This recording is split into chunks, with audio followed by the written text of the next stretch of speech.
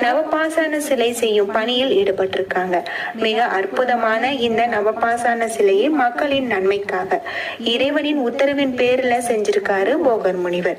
இந்த நவபாசான சிலைக்கு அபிஷேகம் செய்ய பயன்படுத்தப்படும் சந்தனம், விபூதி, பன்னீர், பஞ்சாமிர்தம் போன்றவை பிரசாதமாக பெற்று சாப்பிடும் பக்தர்களின் எப்படிப்பட்ட உடல் நோயும் தீர்க்கும் தெய்வீக சக்தி கொண்டது அப்படின்னே சொல்லலாம். இந்த பழனி மலையிலேயே போகர் சித்தரின் சமாதி மற்றும் போகர் சித்தரின் தனி சன்னதி இருக்கு. இங்க இருக்கக்கூடிய முருகன் விக்கிரகத்துல ஒரு கிளியின் உருவம் இருக்கு. திருப்புகழ் என்னும் முருகனை போற்றி பாடல் தொகுப்பை இயற்றிய அருணகிரிநாதர் தான் கிளி வடிவுல முருகனுடன் இருக்கக்கூடிய பேரு பெற்றிருக்காரு என்பது ஐதீகம். பழனிமலைக்கு செல்லும் வழியில இடுமனின் சன்னதி இருக்கிறதாக சொல்லப்படுது. ஒரு காலத்துல வாழ்ந்த இடுமன் என்னும் அரக்கன் தனது தோல்ல ஒரு கட்டையில் சக்திகிரி, சிவகிரி என 2 மலைகள்